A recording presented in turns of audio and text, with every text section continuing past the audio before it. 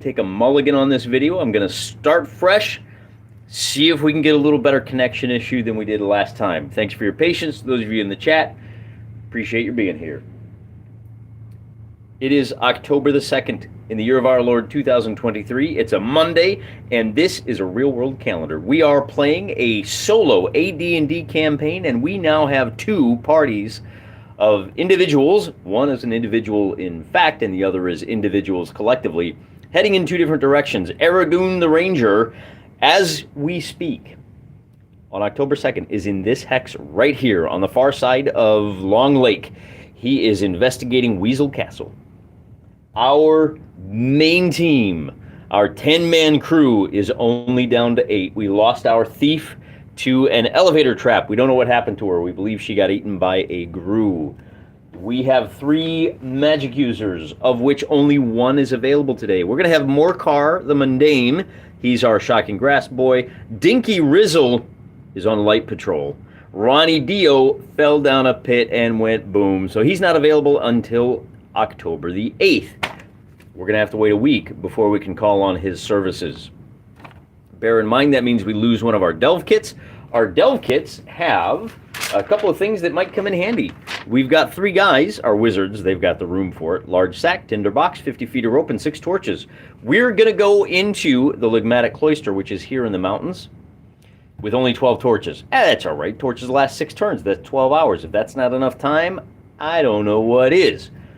One thing I want to point out, I think I've been shortchanging myself a little bit here. While we were scouting out the scrubland over here in the dead wood, I realized when you have a campaign map that looks like this, a large-scale 24-mile hexes, the dominant terrain is what I used for generating the sub-hexes. Let me turn the page. For those of you that are new here, here's our home hex. Here's what it looks like in kind of, you know, a 3D Google Earth view. This, hey Charles, nice to have you in the chat. This is what it looks like in game terms. 4-mile hexes, a 24-mile hex. You've got a little road that goes 1, 2, 3, 4. Well, if our boys set out in the morning, 8, 12, 16, 20, they can go 30 miles. And if we turn the page, we'll find ourselves 12, 16, 20, 24. They're going to make camp right here. This is where they start the day. This whole hex is a 24-mile hex that is classed as mountainous. Whenever we're on this page, we should be using the mountain rules for, now not for generating terrain because we already determined that it's all hills. Maybe down in here because we haven't really explored, but given that we can see into the next hex, yeah, it's all hills except for you can see the mountains coming down through here, okay? But as far as wandering monster checks are concerned, those start right here. We're not in hills, we're in a mountain hex. The fact that you've got all these little micro biomes, I guess you could call them, doesn't matter.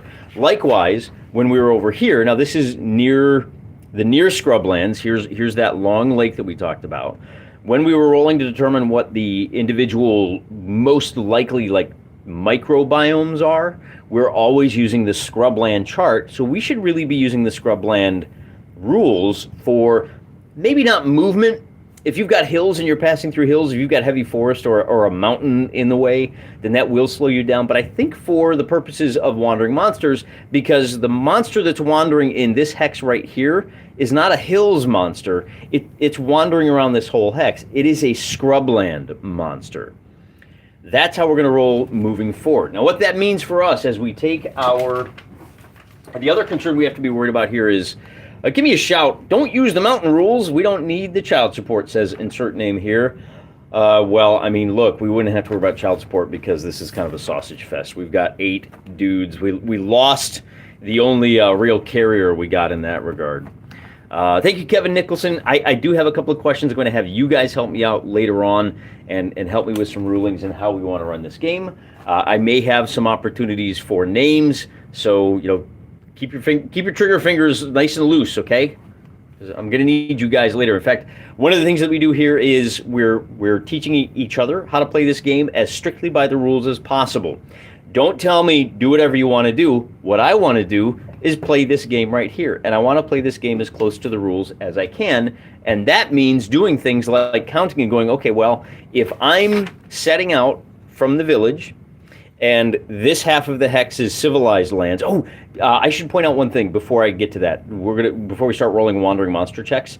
Somebody pointed out in our last episode, we are talking about Aragoon ferrying supplies across Long Lake, or I mean, whoever it's going to be, and getting to the nearest scrublands. We've got a big crater here that we can dig a hole, and man, you know, that'd be great, except if you have to bring a work party out here, you know, 30, 40, 50 guys, including guards, you're going to need wagon trains ferrying supplies, but you're not going to be able to use wagons. I think I said wagons, and people were like, bruh, you can't be driving wagons through scrublands. I'm not sure about that. We'd have to check, but it's a good point. I said, oh, well, I guess we'll just have to use mules. And somebody said, well, you're not going to be able to walk mules across here.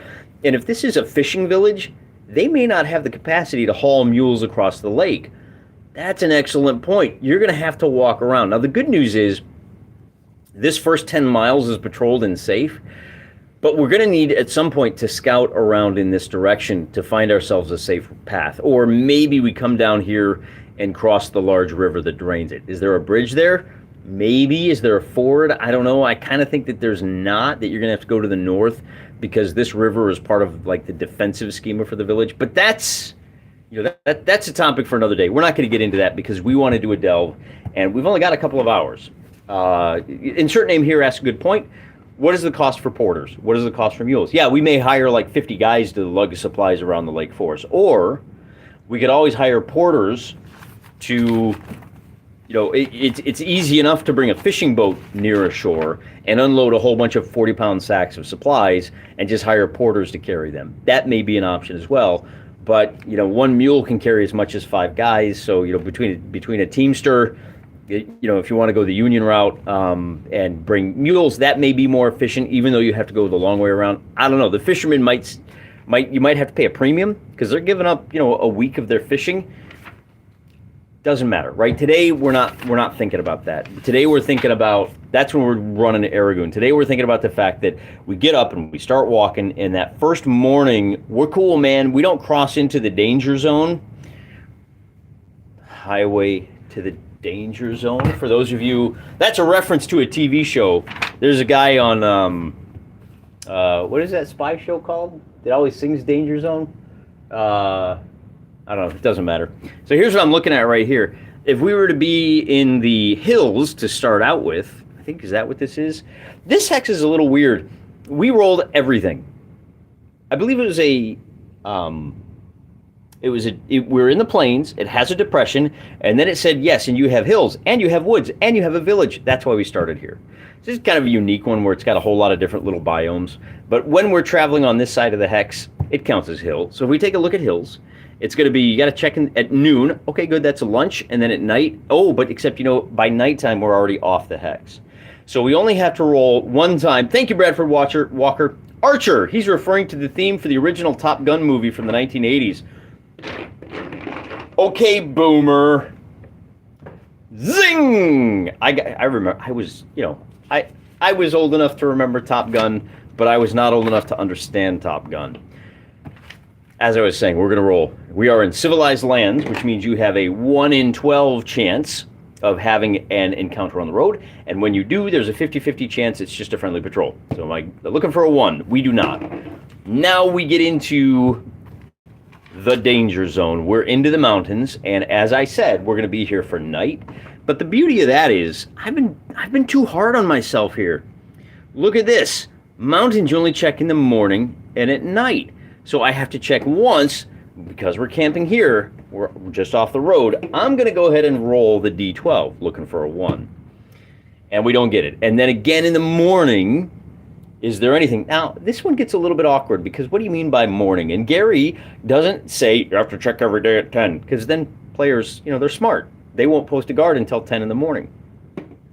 So instead, what I'm going to do is I'm going to roll a D6. And I'm going to say, well, if it's, because it's morning time, on a 1, 2, or 3, I'm going to check on the road. And on a 4, 5, or 6, I am going to check up here.